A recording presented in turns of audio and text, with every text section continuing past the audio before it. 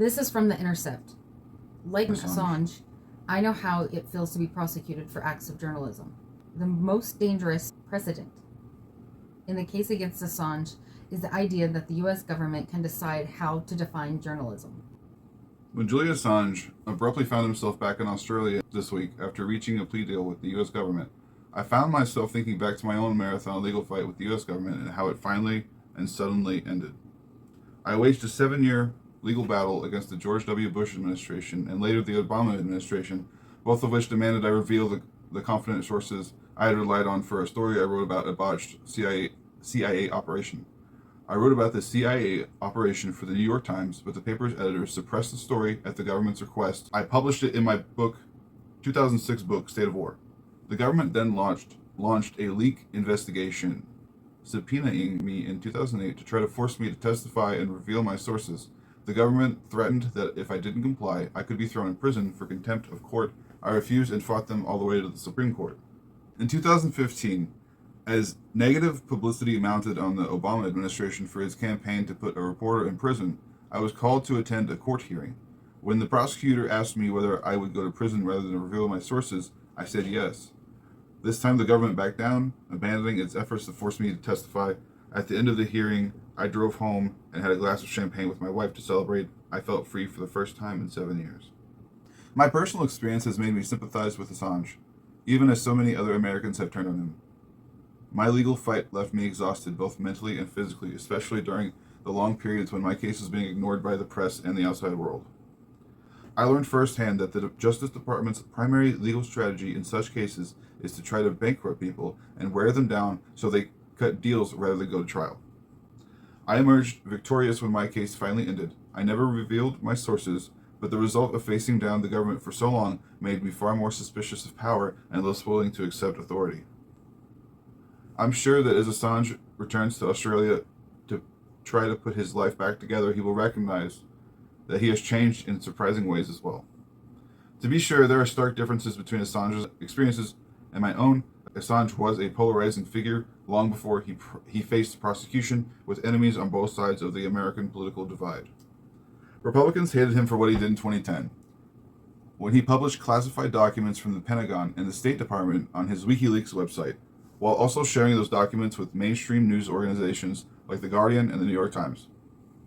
Those documents led to a wide range of disclosures about the dark and abusive actions of the United States in the post-9/11 era, from Iraq to Afghanistan and beyond in the global war on terror. Democrats, meanwhile, learned to hate Assange for what he did in 2016. Knowingly or not, he served as a go-between for Russian intelligence. Moscow hacked the emails of Hillary Clinton's presidential campaign and the Democratic Party and then turned them over to Assange, who published the emails and related Democratic Party documents on WikiLeaks, while also doling them out to reporters from mainstream news organizations during the 2016 presidential campaign, damaging the Clinton campaign and helping Donald Trump. Now, after years in prison in Britain while fighting extradition to the United States, Assange has finally cut a deal with the Justice Department. He pleaded guilty this week to violating the Espionage Act and in return was released from prison for the time he has served in Britain. Many of his supporters have declared this a victory for Assange, but by obtaining a guilty plea, the Justice Department can also claim victory and ominously the same tactics to go after other reporters. Assange's unpopularity means that few have viewed him as a martyr in the case of press freedom, but he is a victim of an abusive prosecution by a government seeking to silence whistleblowers, and his case has set a dangerous precedent that could severely damage press freedom in the United States. Though his legal saga has come to an end, the role he has played in journalism has never been fully resolved or even accurately defined. Assange was a strange hybrid figure in journalism. WikiLeaks, the online organization he co-founded, obtained documents from sources inside governments and other organizations and then made them public, either by publishing them on his own website or by sharing them on major news organizations. Journalists learned to cultivate relationships with Assange in order to get their hands on secret documents that WikiLeaks had obtained from whistleblowers. Did that make Assange a go-between, a source, a journalist, and all three rolled into one?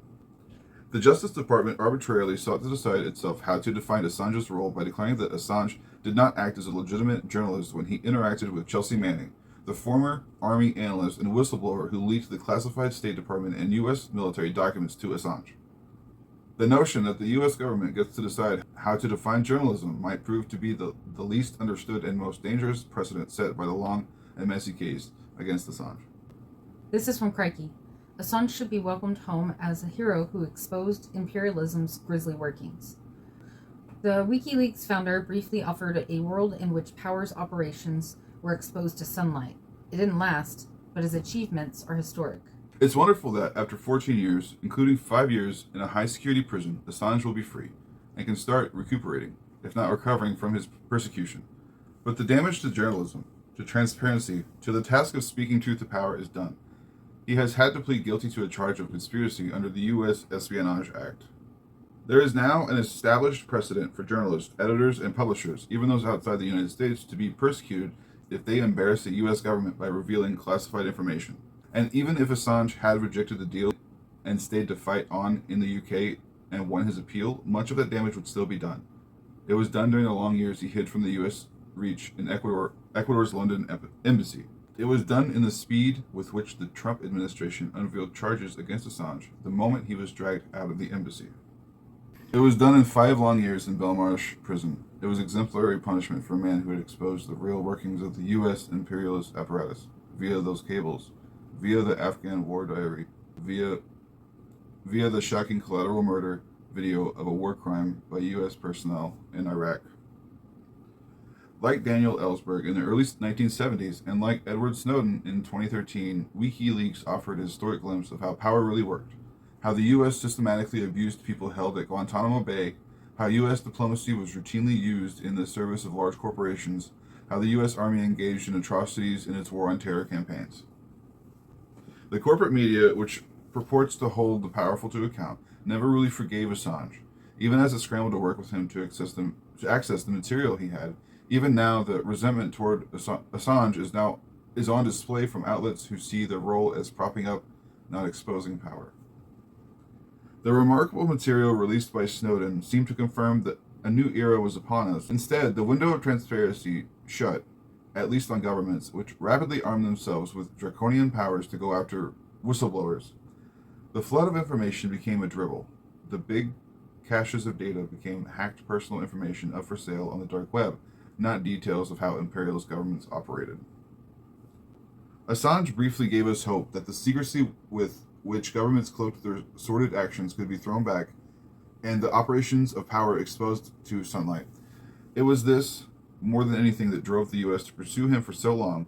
It's why so many handmaidens to the powerful continue to resent him and WikiLeaks.